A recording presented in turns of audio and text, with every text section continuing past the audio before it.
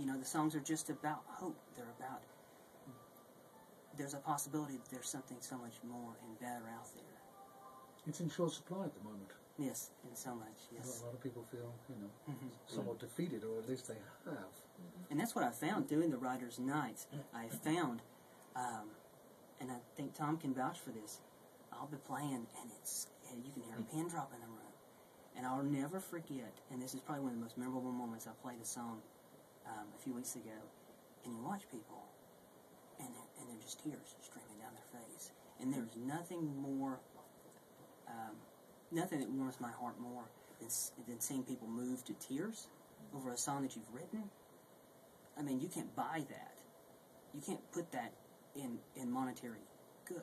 And you didn't intend it necessarily. No, the intent was just to tell a good story, and you never know how it's going to affect people.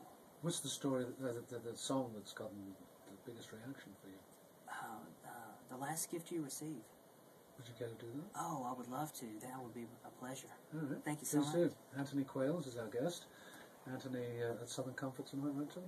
That's right, CSA Writers' Night, Wednesdays, 511 Broad Street. And Writer of the Month for February is Anthony Quayles. And we're so honored, and we're very, very excited for you and very impressed. You know, I say this all the time, that Anthony takes us to the river every time he plays. We just happen to have a big backdrop of the Walnut Street Bridge at the Southern Comfort.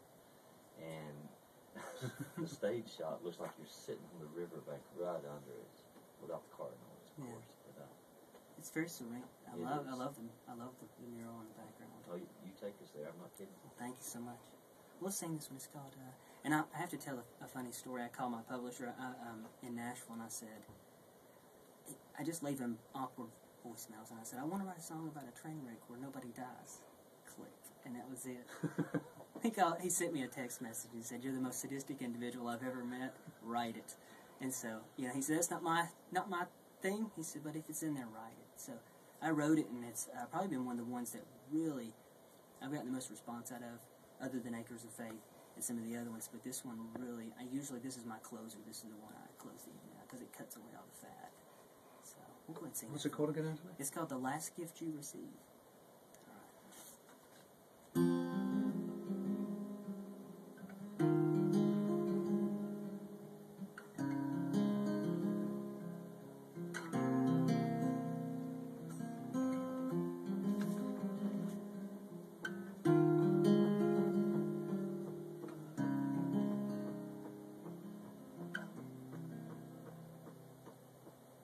11:45 on the night of Christmas Day, a fire lit up the darkness almost 30 miles away.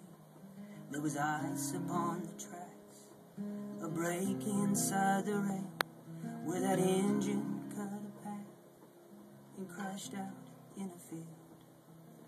Trapped inside the rubble with the smell of gasoline, every husband, child, and mother began to slowly weep. Some cried out to heaven, God, please save us from the flame, while some lay there in anguish and cursed that beat-up train. But oh, none can know the day and time when death decides to come. If the last gift you receive is the next breath that you breathe, would you take that gift and treat it tenderly?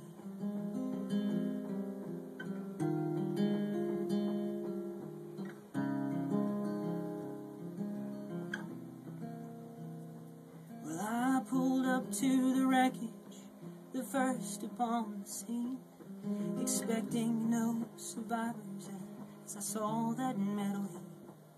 But what I found amazed me among that twisted steel, the story of a Savior who drug them from that hell.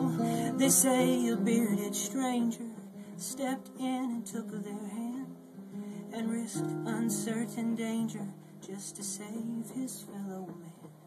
But when gathered in that pasture, they took a look around, only to discover he was nowhere to be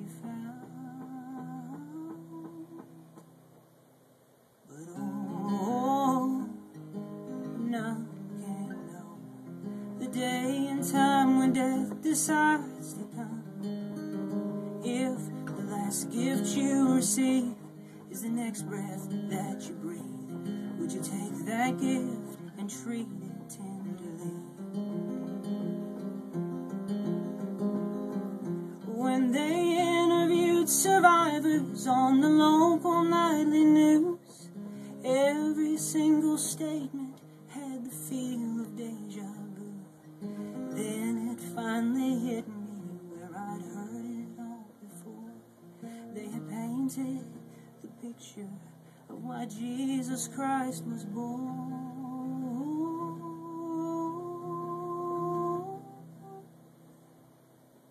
But oh, none can know the day and time when death decides to come. If the last gift you receive is the next breath that you breathe, would you take that gift and treat it tenderly?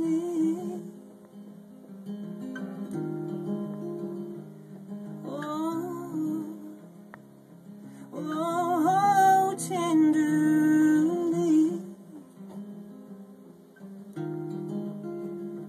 Oh,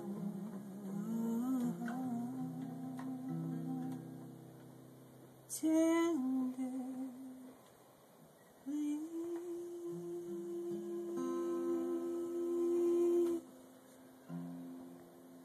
Thank you, Anthony. Apologies to those of you waiting for the news.